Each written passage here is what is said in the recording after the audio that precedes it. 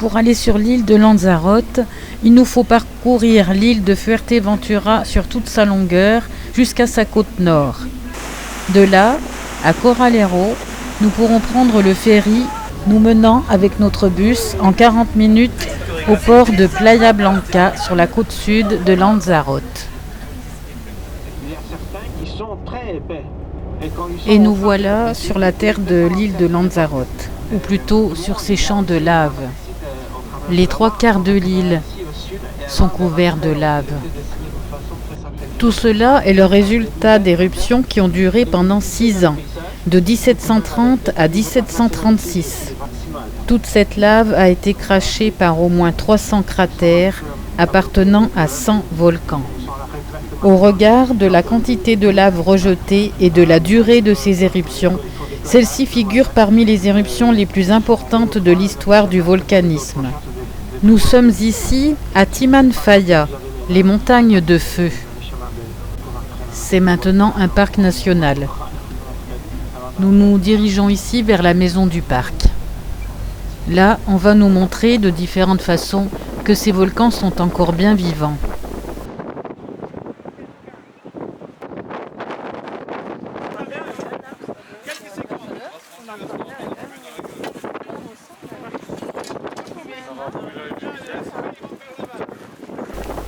Par cette cheminée, à peine 1 mètre sous la surface, la chaleur suffit pour enflammer les buissons.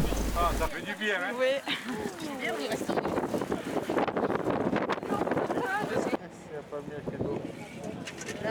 Ici, l'eau est propulsée sous forme de vapeur. Là, le volcan fait office de barbecue. À l'intérieur de ce parc, un parcours d'environ 14 km a été aménagé pour la visite. Nous allons remonter dans notre bus pour parcourir la route des volcans.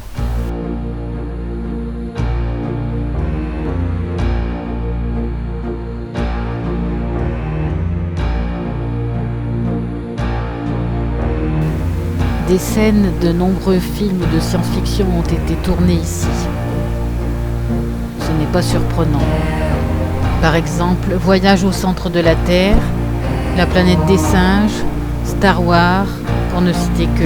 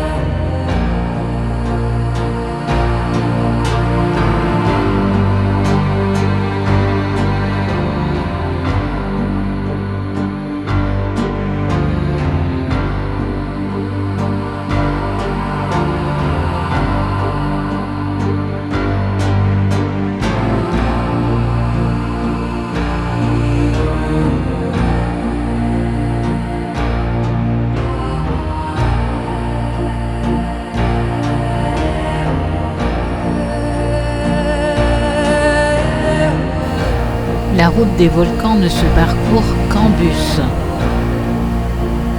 C'est pourquoi les gens laissent leur voiture ici. Et presque sans transition, nous passons à un autre type de paysage. Toujours à base de lave et toujours aussi surréaliste, mais cette fois non naturel. Il y a 3500 hectares de vignobles ici et 80 000 trous. À chaque trou, il y a de 1 à 6 pieds. Et chaque pied produit de 3 à 25 kg. Production annuelle La récolte se fait en août.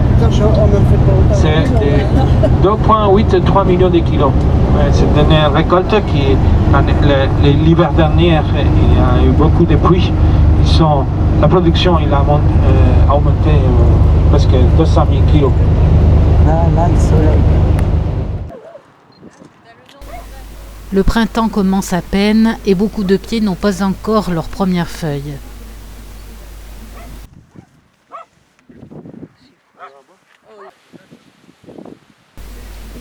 Et oui, nous sommes dans les vignobles de Lanzarote.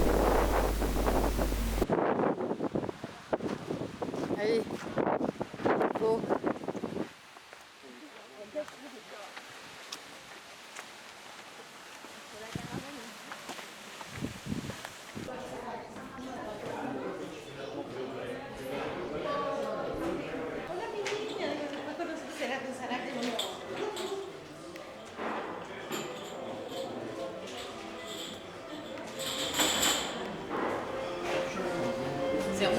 Oui, il y a des étables, il y a beaucoup de chèvres ici. Le fromage de chèvre de Lanzarote, il est très réputé. Il est très bon. Hein. Il faut les goûter aussi. Celui-là, des fois, elles sont repoussées.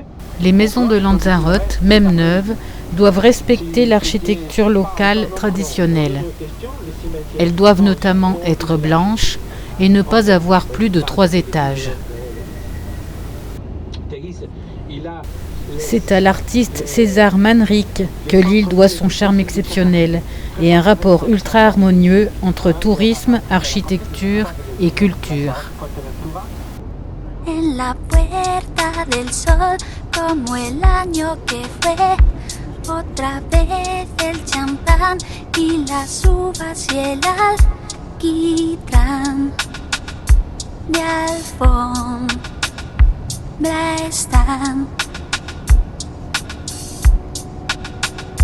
los petardos que borran sonidos de ayer y acaloran el ánimo para aceptar que ya pasó uno más.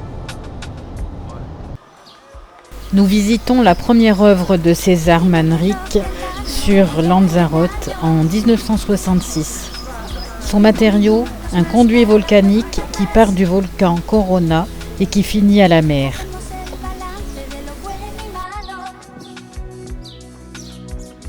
Ce lac souterrain se situe sous le niveau de la mer.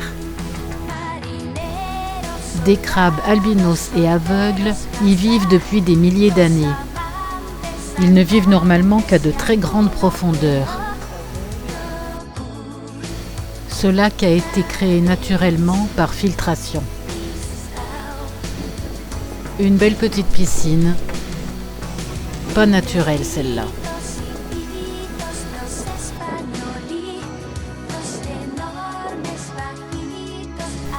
La grotte auditorium salle de concert de 600 places.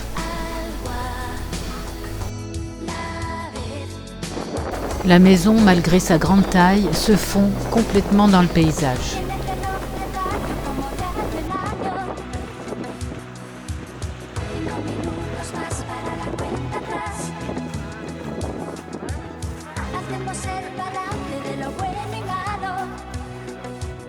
À El Golfo, cette petite lagune verte de seulement 150 mètres de long s'appelle Charco de los Clicos.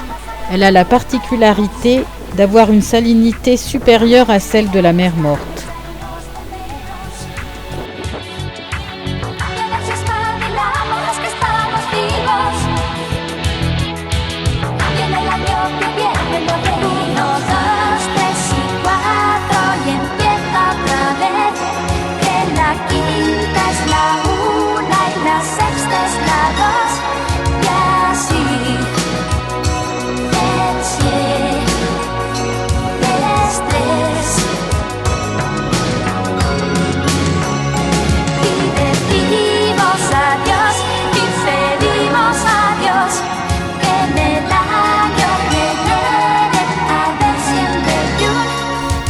Les salines de Ranubio, les plus grandes des îles Canaries.